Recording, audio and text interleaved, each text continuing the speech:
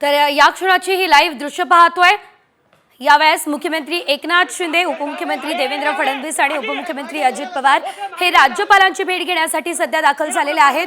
आज खरं तर मुख्यमंत्री एकनाथ शिंदे हे राजीनामा देणार अशी माहिती मिळते। तर यासोबतच दोन्ही उपमुख्यमंत्री सुद्धा राजीनामा देणार अशी शक्यता आहे। ही या क्षणाची थेट राजभवनाबाहेरची लाईव्ह दृश्य साम टीव्हीचे एक्सक्लुझिव्ह दृश्य खरं तर आपण बघतोय।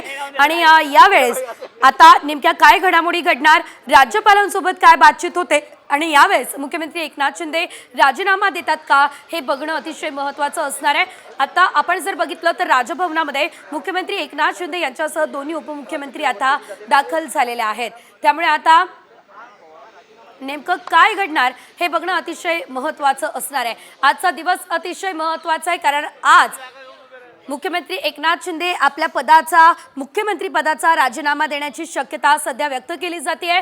मात्र आता पुढचा मुख्यमंत्री राज्याचा कोण असणार हेही बघणं अतिशय महत्त्वाचं आहे। आज खरं तर 14व्या विधानसभेचा जो कालावधी आहे तो संपुष्टात येतोय आणि यानंतर आज हा कालावधी संपुष्टात आल्यानंतर मुख्यमंत्र्यांनी राजीनामा देणं फार गरजेचं असतं, अनिवार्य असतं आणि त्यामुळे आता मुख्यमंत्री एकनाथ शिंदे आज राजीनामा देतात का हे बघणं अतिशय महत्त्वाचं असेल। हा संपूर्ण ताफा आपण बघू शकतोय, मुख्यमंत्री एकनाथ शिंदे आणि दोन्ही उपमुख्यमंत्री यांचा ताफा असल्याचं आपण पाहतोय आणि हे तिघेही आता राजभवनामध्ये दाखल झालेले आहेत, राज्यपालांची भेट घेणार आहे। तर विधानसभा निवडणुकीमध्ये खरं तर महायुतीचा दणदणीत विजय झालाय आणि त्यानंतर आता महायुती सत्ता स्थापनेच्या कामाला लागली असल्याचं आपण बघतोय आणि त्यामुळे सध्या राजकीय हालचालींना वेग आलेला आहे।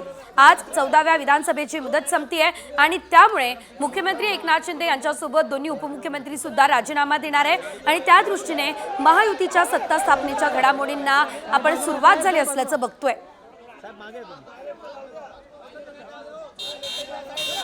तर नवीन सरकार स्थापन करण्याआधी एकनाथ शिंदेंसह दोन्ही उपमुख्यमंत्री सुद्धा राजीनामा देतील अशी या क्षणाची मोठी बातमी सध्या समोर येते। याशिवाय येत्या 2 डिसेंबरला नवीन मुख्यमंत्र्यांचा शपथविधी होणार असं सुद्धा सांगितलं जातंय। त्यामुळे आता नेमक्या काय पुढे राजकीय घडामोडी घडतात हे बघणं देखील तितकंच महत्त्वाचं असेल। एकनाथ शिंदे यांनी जरी राजीनामा दिलेला असला तरी सुद्धा सरकार स्थापनेपर्यंत एकनाथ शिंदे हेच काळजीवाहू मुख्यमंत्री म्हणून काम बघतील अशी सुद्धा माहिती सध्या समोर येते। कारण सरकार स्थापनेचा दावा यावेळेस करण्यात आलेला आहे, त्यामुळे जरी राज्याला मुख्यमंत्री नवीन लाभलेले नसतील किंवा सत्ता स्थापन झालेली नसेल, शपथविधी झालेला नसेल, तरी देखील मुख्यमंत्री एकनाथ शिंदे हेच काळजीवाहू मुख्यमंत्री म्हणून काम पाहण्याची शक्यता सध्या व्यक्त केली जाते। खरं तर 26 नोव्हेंबर 2019ला 14वी विधानसभा अस्तित्वात आलेली होती आणि आज ती संपुष्टात येते।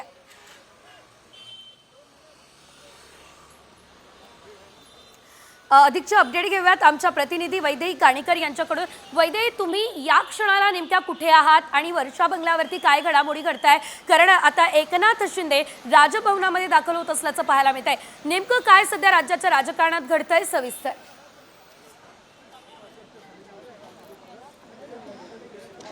नक्कीच आपण बघतोय की एकीकडे राजभवनावर विशेष घडामोडी होताना बघायला मिळत आहेत, तर वर्षा बंगल्याच्या बाहेर जिकडे मी आहे त्या ठिकाणी देखील मोठ्या घडामोडी सध्या पाहायला मिळत आहेत। पोलीस या ठिकाणी मोठ्या प्रमाणात तैनात झाले असल्याचं पाहायला मिळत आहे, बॅरिकेड लावण्यात आलेले आहेत आणि काही वेळेतच मुख्यमंत्री एकनाथ शिंदे आपल्या निवासस्थानाहून, शासकीय निवासस्थानाहून राजभवनाच्या दिशेला रवाना होणार आहेत। त्या ठिकाणी ते आपला राजीनामा देखील सुपूर्द करतील।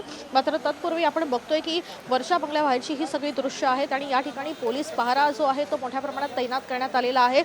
अवघ्या काही वेळेत या ठिकाणून एकनाथ शिंदे निघतील। सध्या एकनाथ शिंदे यांना भेटण्यासाठी शिवसेनेचे काही नेते देखील वर्षा बंगल्यावर दाखल झालेले आहेत। दादा भुसे देखील त्या ठिकाणी दाखल झालेले आहेत आणि विशेष म्हणजे अनेक कार्यकर्ते जे आहेत ते ठिकठिकाणी उभे असल्याचं देखील दिसून येत आहे। मात्र पोलिसांचा बंदोबस्त या परिसरामध्ये मोठ्या प्रमाणात तैनात असलेला पाहायला मिळत आहेत आणि अलर्ट जो आहे तो देण्यात आलेला आहे। एकीकडे दोन्ही उपमुख्यमंत्री जे आहेत ते राजभवनाकडे रवाना झालेले पाहायला मिळत आहेत, तर दुसरीकडे आता मुख्यमंत्री एकनाथ शिंदे देखील थोड्याच वेळात राजभवनाच्या दिशेला रवाना होणार आहेत अशी माहिती मिळत आहे। तसा अलर्टही देण्यात आलेला आहे आणि पोलीस पहारा देखील तैनात करण्यात आलेला आहे। बॅरिकेड अनेक ठिकाणी लावण्यात आलेले आहेत कारण कार्यकर्ते मोठ्या प्रमाणात येतील, ते गर्दी करतील आणि कुठेही कायदा सुव्यवस्थेचा प्रश्न निर्माण होऊ नये यासाठी पोलीस पहारा तितकाच तैनात करण्यात आलेला असल्याचं देखील पाहायला मिळत आहे। एकीकडे मुख्यमंत्री एकनाथ शिंदे यांनी आपल्या कार्यकर्त्यांना आवाहन केलं आहे की या ठिकाणी गर्दी करू नका, जमू नका, मात्र तरीही अनेक कार्यकर्ते ठिकठिकाणी ठिकाणी जमा असलेले अजूनही पाहायला मिळत आहेत आणि त्यामुळे पोलिसांनी सध्या हा रोड जो आहे तो या ठिकाणी आपल्या हाती घेतलेला आहे। या ठिकाणी अनेक कार्यकर्ते काही वेळेपूर्वी दाखल झाले होते, मात्र आता पोलीस मोठ्या प्रमाणात तैनात असलेले सध्या बघायला मिळत आहेत। ही दृश्य जी आहेत ती वर्षाची आहेत। निश्चितच वैदेही, आपण जर बघितलं तर या ठिकाणी कार्यकर्त्यांची गर्दी होती। पुढे नेमकं काय काय वर्षा निवासस्थानी घडतं हे तुमच्याकडून जाणून घेणार आहोत। तुम्ही अशाच आमच्यासोबत जोडलेल्या राहा। मात्र आता मी आमचे प्रतिनिधी सागर आव्हाड यांच्याकडे जाते। सागर, तुम्ही सध्या राजभवनाच्या बाहेर आहात। या ठिकाणी आता जर आपण बघितलं तर दोन्ही उपमुख्यमंत्री दाखल झाले असल्याची माहिती मिळते आहे। नेमक्या काय घडामोडी राजभवनाच्या परिसरामध्ये घडत आहेत? नक्की आपण जर पाहिलं तर उपमुख्यमंत्री देवेंद्र फडणवीस आणि अजित पवार यांच्या स्टाफसह हे आता राजभवनमध्ये दाखल झालेले आहेत आणि पोलीस बंदोबस्त जो आहे तो मोठ्या प्रमाणावरती या ठिकाणी तैनात करण्यात आलेला आपल्याला पाहायला मिळतोय।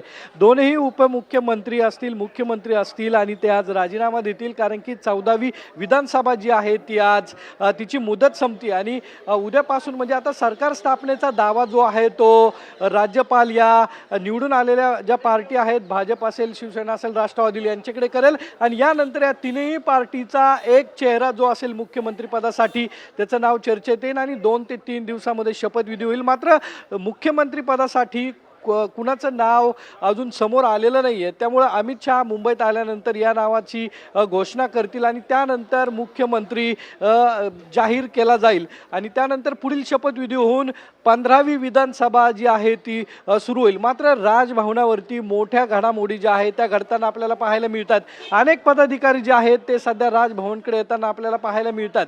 पोलीस बंदोबस्तांचाही मोठा पोलीस बंदोबस्त जो आहे तो राजभवनाबाहेर आपल्याला पाहायला मिळतो आणि देवेंद्र फडणवीस असतील, त्याचबरोबर अजित पवार असतील, ते सध्या राजभवनामध्ये राज्यपालांना भेटण्यासाठी गेलेले आपल्याला पाहायला मिळतात। त्यामुळे राजभवन मध्ये आता राजीनामा दिल्यानंतर राज्यपाल पुढील काही सूचना ज्या असतील त्या या दोन्ही नेत्यांना करतील आणि मुख्यमंत्री नंतर राजीनामा देतील आणि पुढील कारवाई जी आहे किंवा पुढील सुरुवात जी आहे ती या सरकारकडून सुरू केली जाईल। मात्र मुख्यमंत्र्याचं नाव अजूनही घोषित या तीनही पक्षांकडून केलं गेलेलं नाहीये। निश्चितच सागर, तुम्ही आमच्यासोबत असेच जोडलेले राहा।